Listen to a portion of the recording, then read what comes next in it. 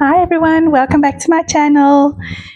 This is Michelle and I got a very exciting delivery today.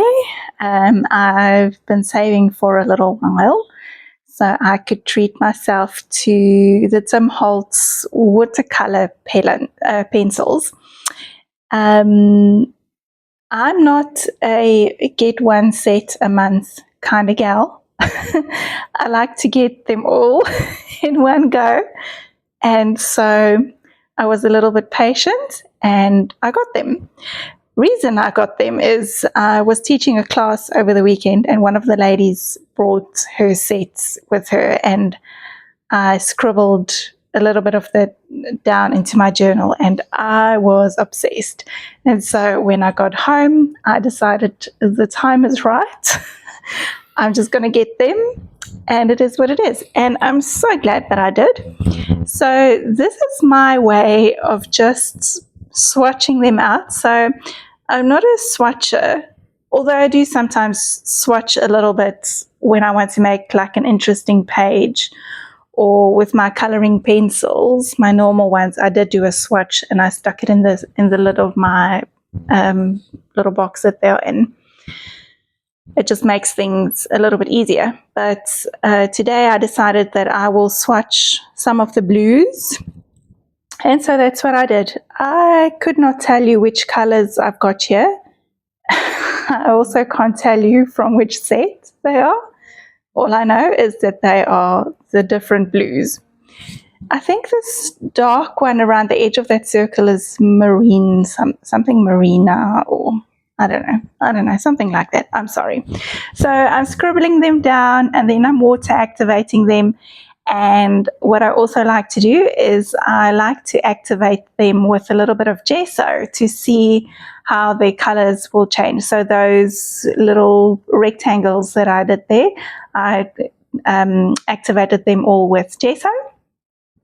And they make a beautiful pastel-y creamy color, which I really love. And now I've grabbed out some of my Dina Wakley stamps and I'm going to color on top of that stamp. So I did spray it with a little bit of water and now I'm going in with my pencil and just scratching all over that stamp. The first one came out a little bit light. I think I had too much water on the stamp. So I've just overstamped again with a different blue. And I'm just continuing around that little circle there. I've also made some tiny little scratchy lines on my page.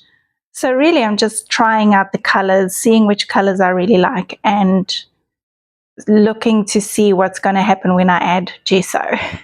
So I went back to that marini blue one and I activated it with gesso, and then I did my normal stenciling technique where I just rub it away through the stencil with a wet wipe, and I really liked that effect.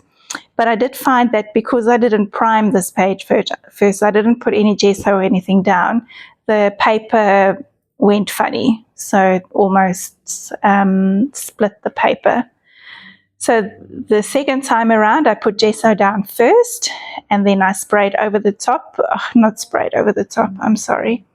I scribbled over the top with a pencil, and then I did the reductive stenciling with my baby wipe. And then I really liked that watery edges that seeps in under the stencil. So I just wet my stencil again and pressed it over the top to get a little bit of a watery look. Now I decided I'm going in with some green. This is a beautiful foresty green, but it also has a little bit of a bluish tint in it. I was checking to see what the name was and I don't know what it is. I'm sorry. I activated it with water and I'm just adding some mark making into that little half circle that I've got there.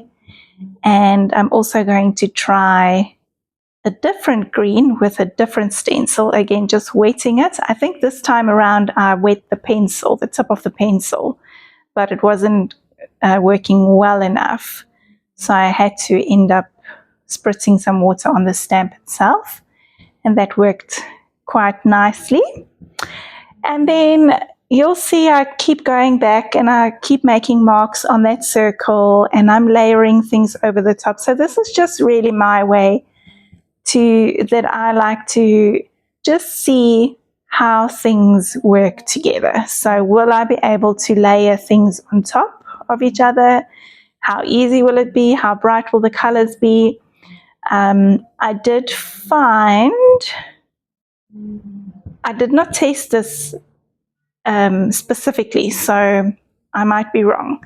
But I did find that once I had water activated a section, it didn't activate again. When I went over it again with a watercolor pencil, I think I'll test that again at some stage. I've also gone in with the black and I'm trying to see what the white will do. So the white's not super opaque, but you can see it. It's nice enough. And I'm just going to finish off with a little leafy bit from Dina Wakely. So this is her collage tissue.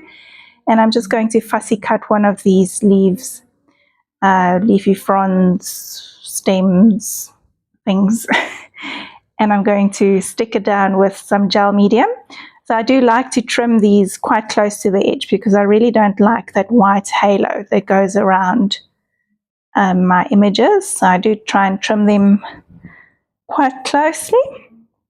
And then to glue this down, I'm going to go in with my gel medium, but I'm going to take the leaf off my page, put the gel medium on the collage tissue, and then I'm going to put it onto the page, because obviously if I'm going to go over my marks with the gel medium, it's going to smear it and make them not as nice and bright and defined.